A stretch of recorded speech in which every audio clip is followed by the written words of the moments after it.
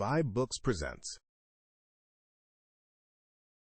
Oliver Twist, Chapter 49, by Charles Dickens. Chapter 49. Monks and Mr. Brownlow at length meet, their conversation and the intelligence that interrupts it. The twilight was beginning to close in when Mr. Brownlow alighted from a hackney coach at his own door and knocked softly. The door being opened, a sturdy man got out of the coach and stationed himself on one side of the steps, while another man who had been seated on the box dismounted too and stood upon the other side.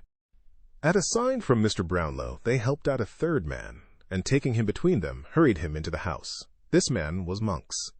They walked in the same manner up the stairs without speaking, and Mr. Brownlow, preceding them, led the way into a back room. At the door of this apartment, Monks, who had ascended with evident reluctance, stopped. The two men looked at the old gentleman as if for instructions. "He knows the alternative," said Mr. Brownlow. "If he hesitates or moves a finger but as you bid him, drag him into the street, call for the aid of the police, and impeach him as a felon in my name." "How dare you say this of me?" asked Monks. "How dare you urge me to it, young man?" replied Mr. Brownlow, confronting him with a steady look. "Are you mad enough to leave this house? Unhand him." "There, sir, you are free to go, and we to follow. But I warn you, by all I hold most solemn and most sacred, that instant will have you apprehended on a charge of fraud and robbery. I am resolute and immovable. If you are determined to be the same, your blood be upon your own head." "By what authority am I kidnapped in the street, and brought here by these dogs?" asked Monks, looking from one to the other of the men who stood beside him. "By mine," replied Mr. Brownlow.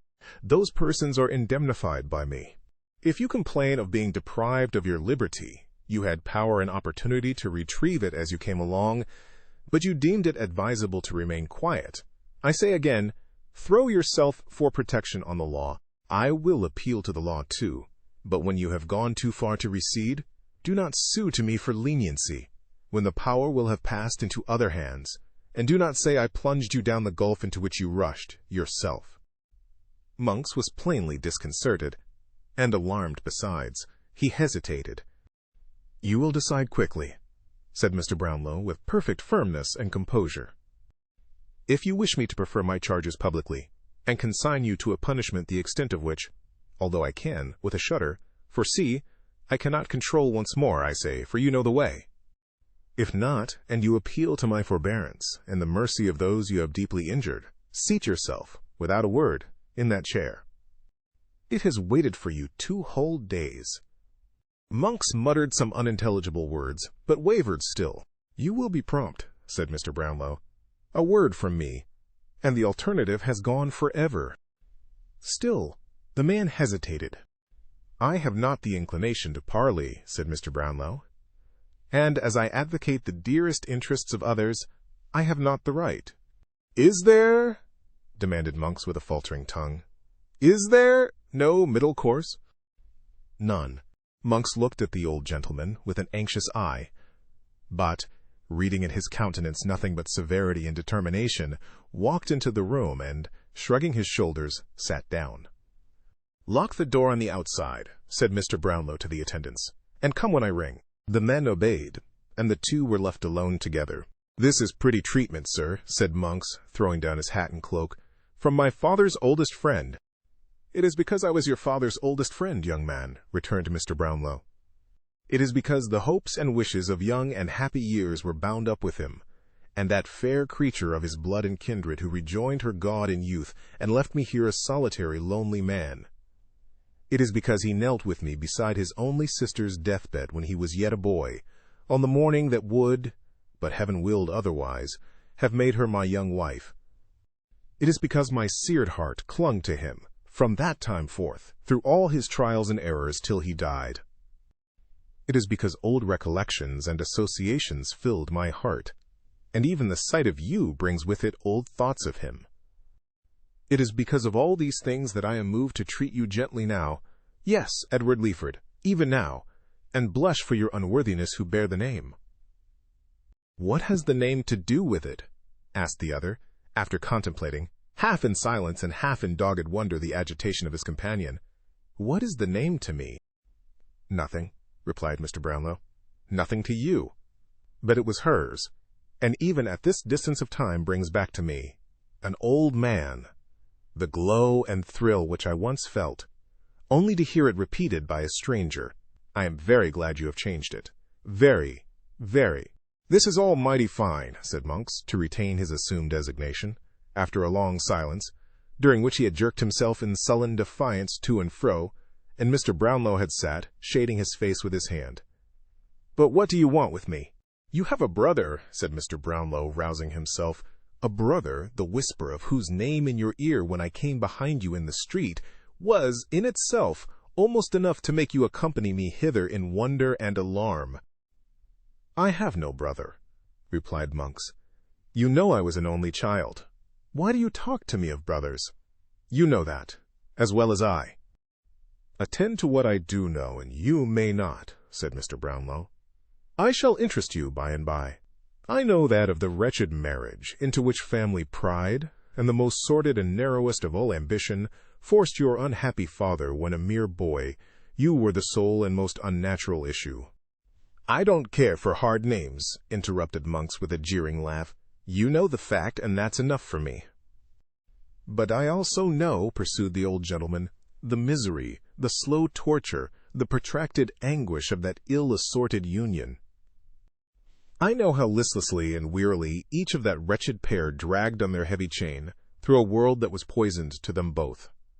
I know how cold formalities were succeeded by open taunts, how indifference gave place to dislike, dislike to hate, and hate to loathing, until at last they wrenched the clanking bond asunder, and retiring a wide space apart, carried each a galling fragment, of which nothing but death could break the rivets, to hide it in new society beneath the gayest looks they could assume. Your mother succeeded. She forgot it soon. But it rusted and cankered at your father's heart for years. Well, they were separated, said Monks. And what of that? When they had been separated for some time, returned Mr. Brownlow, and your mother, wholly given up to continental frivolities, had utterly forgotten the young husband 10 good years her junior, who, with prospects blighted, lingered on at home, he fell among new friends. This circumstance, at least, you know already. Not I, said Monks, turning away his eyes and beating his foot upon the ground, as a man who is determined to deny everything. Not I. Your manner, no less than your actions, assures me that you have never forgotten it, or ceased to think of it with bitterness, returned Mr. Brownlow. I speak of 15 years ago, when you were not more than 11 years old, and your father but 31. For he was, I repeat, a boy when his father ordered him to marry. Must I go back to events which cast a shade upon the memory of your parent, or will you spare it, and disclose to me the truth? I have nothing to disclose, rejoined Monks. You must talk on if you will. These new friends, then, said Mr. Brownlow, were a naval officer retired from active service, whose wife had died some half a year before, and left him with 2 children.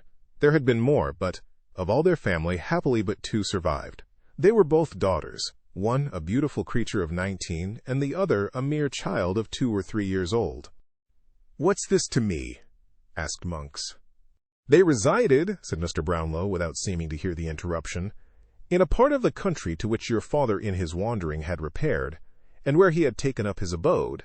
Acquaintance, intimacy, friendship, fast followed on each other. Your father was gifted as few men are. He had his sister's soul and person.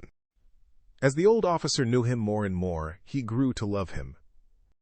I would that it had ended there. His daughter did the same. The old gentleman paused. Monks was biting his lips, with his eyes fixed upon the floor. Seeing this, he immediately resumed. The end of a year found him contracted, solemnly contracted, to that daughter, the object of the first, true, ardent, only passion of a guileless girl. Your tale is of the longest, observed Monks, moving restlessly in his chair. It is a true tale of grief and trial and sorrow, young man, returned Mr. Brownlow, and such tales usually are. If it were one of unmixed joy and happiness, it would be very brief. At length, one of those rich relations to strengthen whose interest and importance your father had been sacrificed, as others are often, it is no uncommon case, died, and to repair the misery he had been instrumental in occasioning, left him his panacea for all griefs, money. It was necessary that he should immediately repair to Rome, whither this man had sped for health, and where he had died, leaving his affairs in great confusion. He went, was seized with mortal illness there, was followed, the moment the intelligence reached Paris, by your mother who carried you with her. He died the day after her arrival, leaving no will, so that the whole property fell to her and you." At this part of the recital, Monks held his breath and listened with a face of intense eagerness, though his eyes were not directed towards the speaker. As Mr. Brownlow paused, he changed his position with the air of one who has experienced a sudden relief, and wiped his hot face and hands. "Before he went abroad, and as he passed through London on his way," said Mr. Brownlow slowly, and fixing his eyes upon the other's face, "he came to me—" "I never heard of that," interrupted Monks, in a tone intended to appear incredulous, but savoring more of disagreeable surprise. "He came to me, and left with me, among some other things, a picture, a portrait painted by himself, a likeness of this poor girl, which he did not wish to leave behind, and could not carry forward on his hasty journey. He was worn by anxiety and remorse almost to a shadow, talked in a wild, distracted way, of ruin and dishonor worked by himself, confided to me his intention to convert his whole property, at any loss, into money, and, having settled on his wife and you a portion of his recent acquisition, to fly the country. I guessed too well he would not fly alone, and never see it more. Even from me, his old and early friend, whose strong attachment had taken root in the earth that covered one most dear to both, even from me he withheld any more particular confession, promising to write and tell me all, and after that to see me once again, for the last time on earth. Alas, that was the last time. I had no letter, and I never saw him more. I went," said Mr. Brownlow after a short pause, "I went, when all was over, to the scene of his—I will use the term the world would freely use, for worldly harshness or favor are now alike to him—of his guilty love, resolved that if my fears were realized, that erring child should find one heart and home to shelter and compassionate her." The family had left that part a week before. They had called in such trifling debts as were outstanding, discharged them, and left the place by night. Why or whither? None can tell. Monks drew his breath yet more freely, and looked round with a smile of triumph. "When your brother," said Mr. Brownlow, drawing nearer to the other's chair, "when your brother, a feeble, ragged, neglected child, was cast in my way by a stronger hand than chance, and rescued by me from a life of vice and infamy—" "What?" cried Monks. "By me," said Mr. Brownlow. "I told you I should interest you before long. I say by me. I see that your cunning associate suppressed my name, although for aught he knew, it would be quite strange to your ears. When he was rescued by me then, and lay recovering from sickness in my house, his strong resemblance to this picture I have spoken of struck me with astonishment. Even when I first saw him in all his dirt and misery, there was a lingering expression in his face that came upon me like a glimpse of some old friend flashing on one in a vivid dream. I need not tell you he was snared away before I knew his history." "Why not?" asked Monks hastily. "Because you know it well." "Aye." "Denial to me is vain," replied Mr. Brownlow. "I shall show you that I know more than that." You can't prove anything against me," stammered Monks. "I defy you to do it." "We shall see," returned the old gentleman with a searching glance. "I lost the boy, and no efforts of mine could recover him. Your mother being dead, I knew that you alone could solve the mystery if anybody could, and as when I had last heard of you, you were on your own estate in the West Indies, whither, as you well know, you retired upon your mother's death to escape the consequences of vicious courses here, I made the voyage. You had left it, months before, and were supposed to be in London, but no one could tell where. I returned. Your agents had no clue to your residence. You came and went, they said, as strangely as you had ever done, sometimes for days together, and sometimes not, for months, keeping to all appearance the same low haunts and mingling with the same infamous herd who had been your associates when a fierce, ungovernable boy. I wearied them with new applications. I paced the streets by night and day, but until 2 hours ago all my efforts were fruitless, and I never saw you for an instant.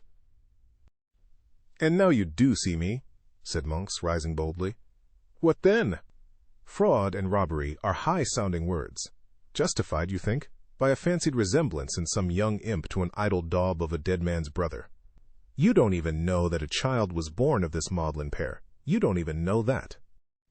"I did not," replied Mr. Brownlow, rising too. "But within the last fortnight I have learnt it all.